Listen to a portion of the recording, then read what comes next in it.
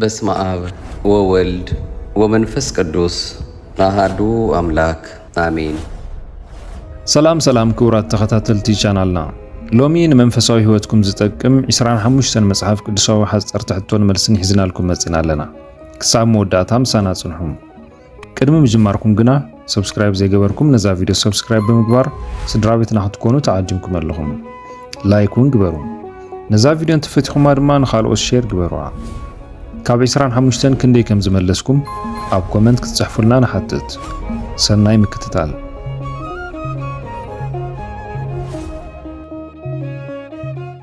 እግዚአብሔር ንሰብ ኣብ መበል ክንደይ መዓልቲ ፈጢሮም?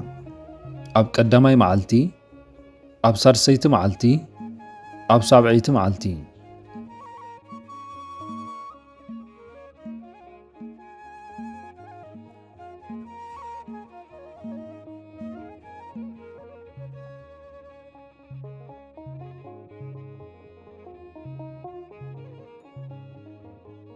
መልሱ ኣብ ሳድሰይቲ መዓልቲ እዩ። ኣምላኽ ንሰብ ብመልክዑን ብምስሉን ኣብ ሳድሰይቲ መዓልቲ ፈጠሮ። እግዚአብሔር ብመልክዑ ንሰብ ፈጠሮ። ኣብ ሰማይን ምድርን ኣብ ባሕርን ንዘሎ ኩሉ እንስሳ ድማ ግዛእ በሎ።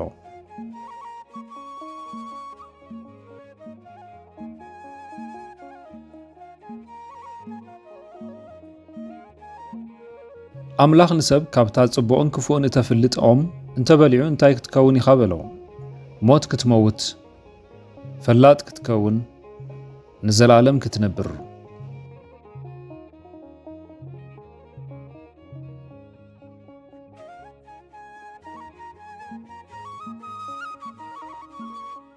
መልሱ ሞት ክትመውት እዩ።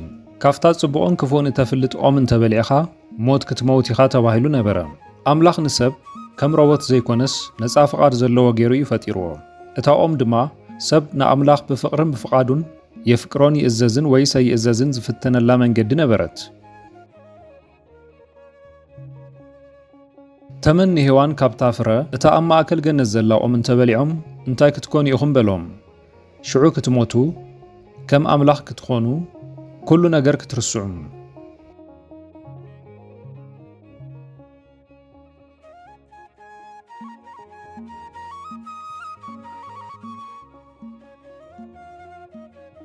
መልሱ ከም ኣምላኽ ክትኮኑ እዩ። ተመኒ ሔዋን ኣዒንትኹም ክኽፈታ ከም ኣምላኽ ድማ ክትኮኑ ኢኹም በሎም። በዘቢሉ ሰይጣን ኣብ መንጎ ሰብን ኣምላኽን ዘሎ ርክብ እምነትን ፍቕርን ክብጥሶ ደለየ።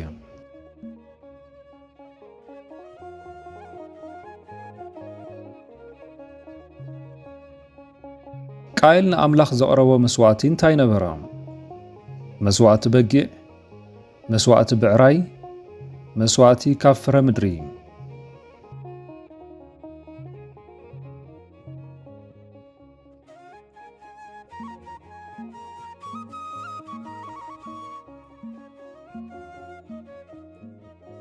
መልሱ መስዋዕቲ ካብ ፍረ ምድሪ እዩ። ቃየል ሓረስታይ ስለ ዝነበረ ካብቲ ዘፍረዮ ፍረ ምድሪ ንእግዚአብሔር መስዋዕቲ ኣቕረበ።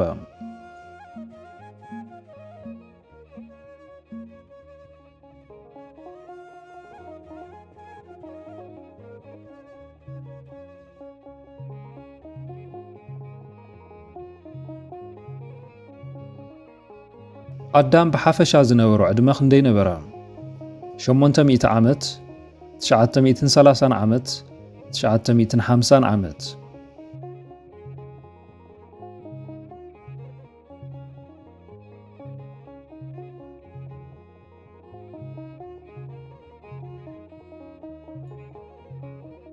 መልሱ 930 ዓመት እዩ። ኣዳም ሙሉእ ዕድሚኡ 930 ዓመት ኮይኑ ሞተ።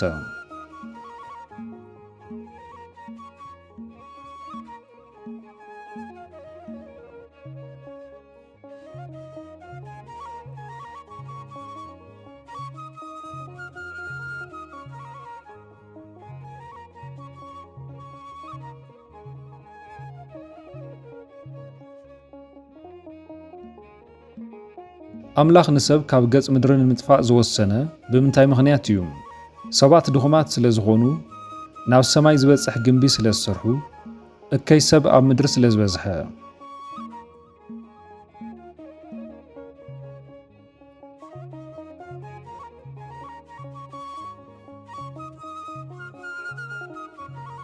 መልሱ እከይ ሰብ ኣብ ምድሪ ስለ ዝበዝሐ እዩ።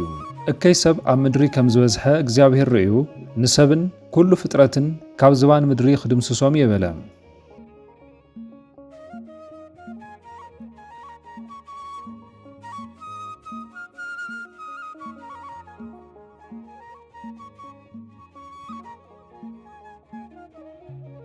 ኖህ ካብ ኩሉ ንጹህ እንስሳ ናብ መርከብ ንከእትዎም እግዚኣብሔር ዝኣዘዞ በዝሒ ክንደይ ነይሩ?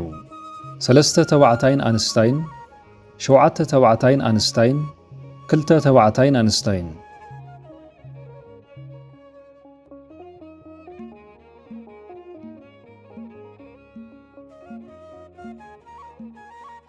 መልሱ 7 ተባዕታይን ኣንስታይን እዩ። ኖህ ካብ ኩሉ ንጹህ እንስሳ 7 ተባዕታይን ኣንስታይን ናብ መርከብ እተወ። ንጹህ እንስሳ ዝበሃል ንኣምላኽ መስዋዕቲ ኮይኑ ክቐርብ ወይ ድማ ሰባት ክበልዕዎ ፍቑድ ዝኾነ ዓይነት እንስሳ ማለት እዩ።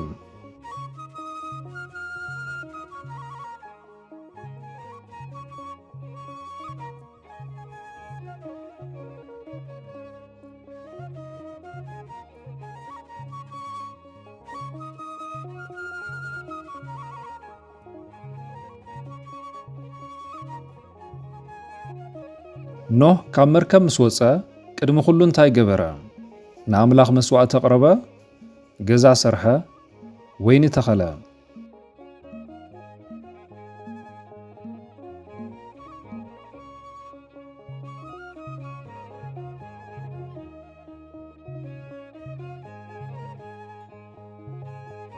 መልሱ ንኣምላኽ መስዋዕቲ ኣቕረበ እዩ። ኖህ ንእግዚኣብሔር መሰውእ ሰሪሑ ዝሓርር መስዋዕቲ ኣብ መሰውእ ኣረገ።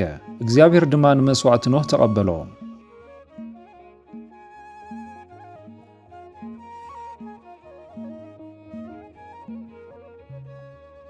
ሰለስተ ደቂ ኖህ ስሞም መነመን ይባሃሉ? ሴም፣ ካም፣ ያፌት፣ ቃየል፣ አቤል፣ ሴት፣ አብርሃም፣ ይስሐቅ፣ ያዕቆብ።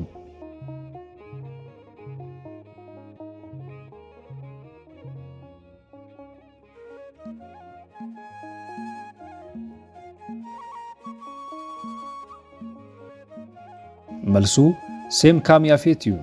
ደቂ ኖህ ሴም፣ ካም፣ ያፌት እዮም ነይሮም።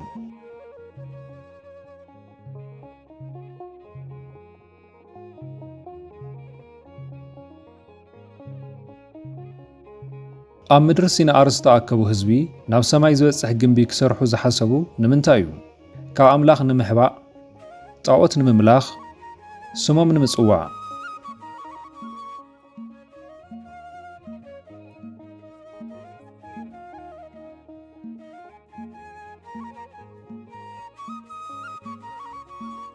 መልሱ ስሞም ንምጽዋዕ እዩ። ኣብ ልዕሊ ገጽ ኩላ ምድሪ ምእንትፋሕ ከይንብልሲ ከተማን ርእሱ ሰማይ ዝጥንቁር ግንቢ ንስራሕ፣ ስምና ከዓ ነጸውዕ በሉ። እዚ ምባሎም ንኣምላኽ ዘይኮነስ ንገዛእ ርእሶም ክብሪ ንምሃብን ብሓይሎም ልዕሊ ኣምላኽ ክኾኑ ምፍታኖምን ዘርኢ ናይ ትዕቢት ውጽኢት ነበረ።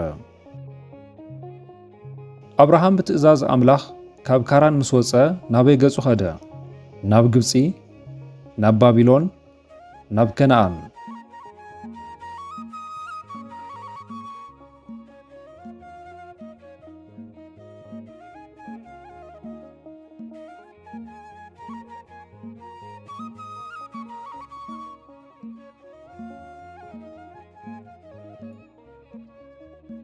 መልሱ ናብ ከነኣን እዩ። ኣብርሃም ካብ ካራን ወፂኡ ናብ ምድሪ ከነኣን ኣተወ።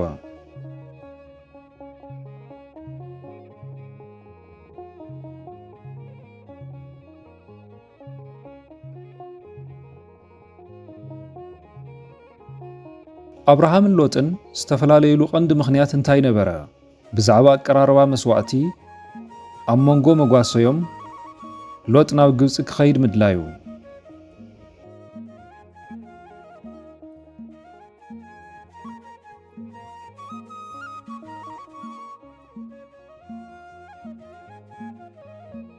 መልሱ ኣብ መንጎ መጓሰዮም ባእሲ ስለ ዝነበረ እዩ።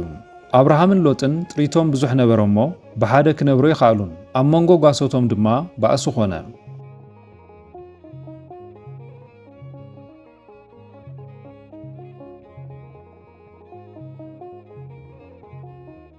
ንኣብርሃም ዝባረኾ ንጉስ መልከ ጼዴቅ ናይ መን ንጉስ ነበረ? ሳሌም፣ ባብል ሲናር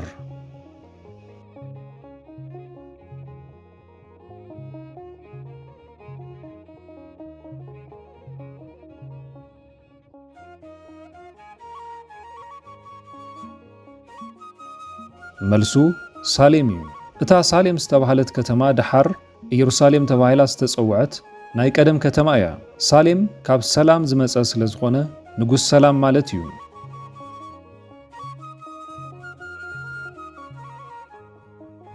ንኣብርሃም ጽድቂ ኮይኑ ዝተቖጽረሉ እንታይ እዩ? መስዋዕቲ ምቕራቡ፣ ንሰባት ምሕጋዙ፣ ብእግዚአብሔር ምእማኑ።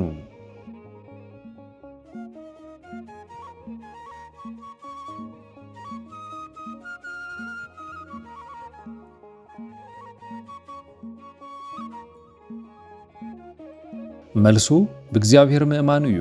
አብርሃም ብእግዚአብሔር አመነ፣ እዚ ድማ ጽድቂ ኮይኑ ተቖጽረሉ። አብርሃም ንኣምላኽ ዝኣመኖ ብዓይኒ ዘይረአይ ብሰባዊ ተሓሳስባ እውን ዘይከኣል ዝመሰለ ተስፋ ኣምላኽ ብምእማኑ እዩ።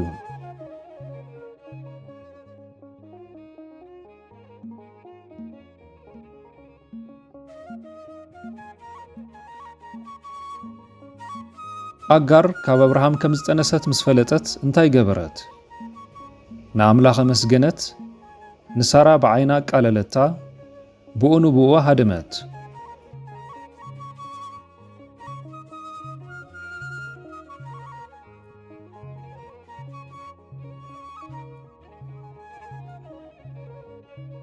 መልሱ ንሳራ ብዓይና ቃለለታ እዩ። ኣጋር ከም ዝጠነሰት ምስ ረኣየት ንሳራ ብዓይና ቃለለታ፣ ሳራ ድማ እግዚአብሔር ይፍረድ በለት።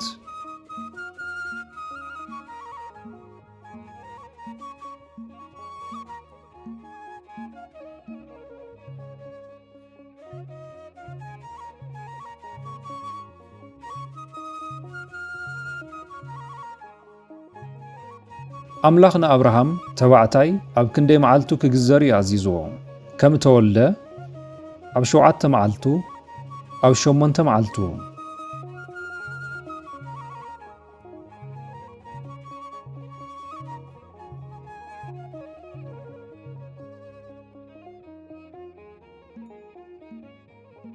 መልሱ ኣብ 8 መዓልቱ እዩ። ኣብ ቤት ተወልደን ካብ ዘርኡ ይኹን ካብ ጓና ኩሉ ወዲ 8 መዓልቲ ዝኾነ ተባዕታይ ኩሉ ይገዘር ተባህለ።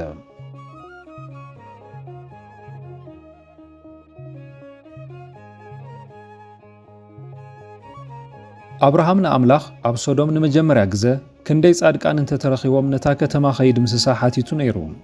50 ጻድቃን፣ 100 ጻድቃን፣ 10 ጻድቃን።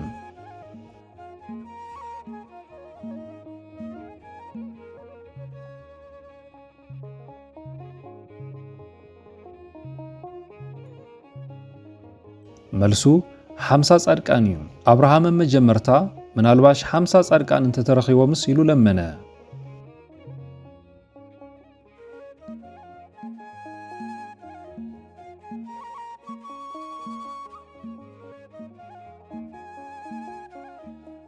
ሎጥን ደቁን ካብ ሶዶም ምስ ወፁ ናበይነይቲ ከተማ ሃደሙ። ቤተል፣ ዞዓር፣ ኬብሮን።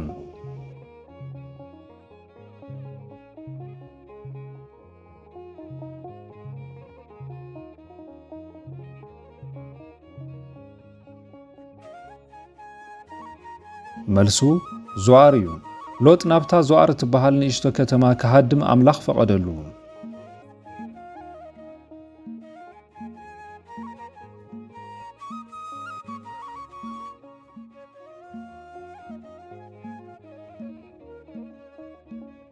አብርሃም ኣብ ጌራራ ጋሻ ኮይኑ ኣብ ዝተቐመጠሉ እዋን ንሳራ እንታይ እያ በለ? ሰበይተ እያ፣ ኣገልጋሊተ እያ፣ ሓፍተ እያ።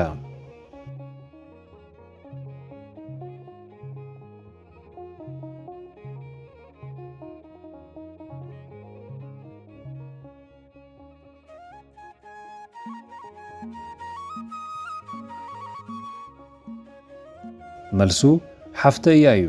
አብርሃም ንከይቐትልዎ ብፍርሃት ምኽንያት ንሳራ ሓፍተ እያ በለ።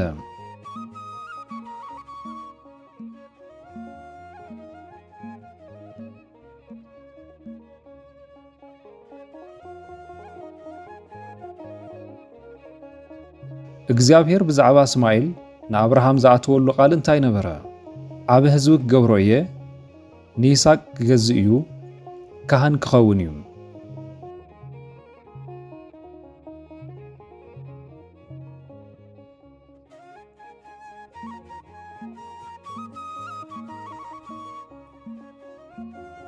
መልሱ ዓብ ህዝቢ ክገብሮ እየ እዩ።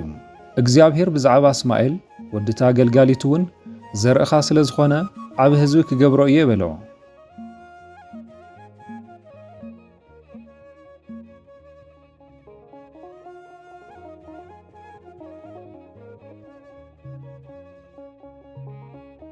ኣምላኽ ንኣብርሃም ንሓደ ወዱ መስዋዕቲ ገይሩ ክስውኦ ዝኣዘዞ ኣበይናይ ከረን እዩ? ከረን ሲና፣ ከረን ቀርሜሎስ፣ ከረን ሞርያ።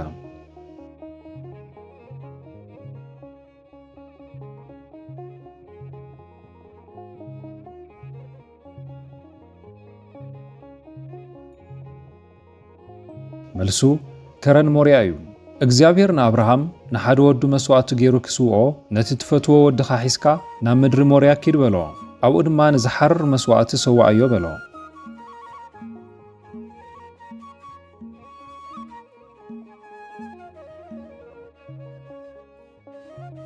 ሳራ ኣብ ክንደይ ዕድማኣ እያ ሞይታ? 9 ዓመት፣ 100 ዓመት፣ 127 ዓመት።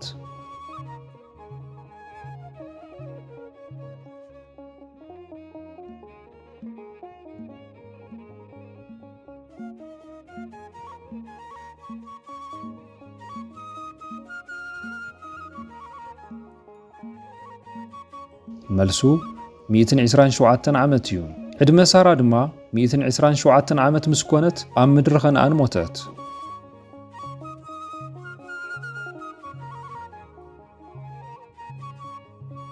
ኣብርሃም ወዱ ካብ ኣዋልድ ከነኣን ሰበይቲ ከይምርዓው ዘምሓሎ ንመን እዩ? መልከ ጼዴቅ፣ ኣገልጋሊኡ፣ ሳራ።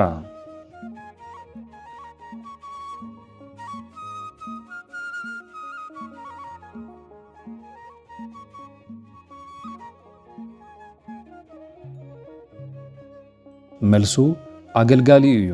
ኣብርሃም ንዓቢ ኣገልጋሊኡ ንይስሐቅ ካብ ከነኣናውያን ሰበይቲ ከይምርዖ መሓሎ።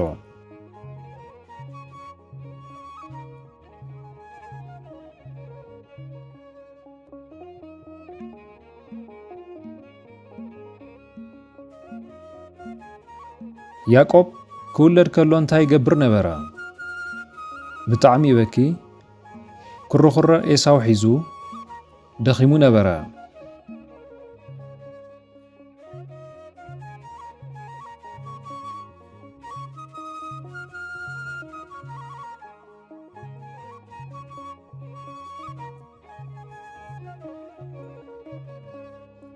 መልሱ ኩርኩረ ኤሳው ሒዙ እዩ።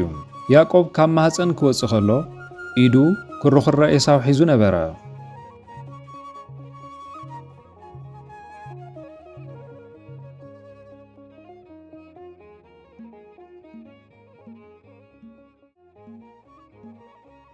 ኣብ ምድሪ ዓቢ ጥሜት ኣብ ዝኾነሉ እዋን እግዚአብሔር ንይስሐቅ እንታይ ኣዘዞ?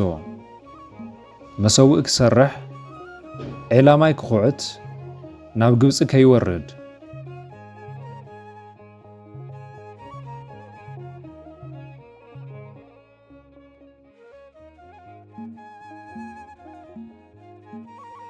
መልሱ ናብ ግብፂ ከይወርድ እዩ። እግዚአብሔር ንይስሐቅ ተገሊጹ ናብ ግብፂ ኣይትውረድ ኢሉ ኣዘዞ።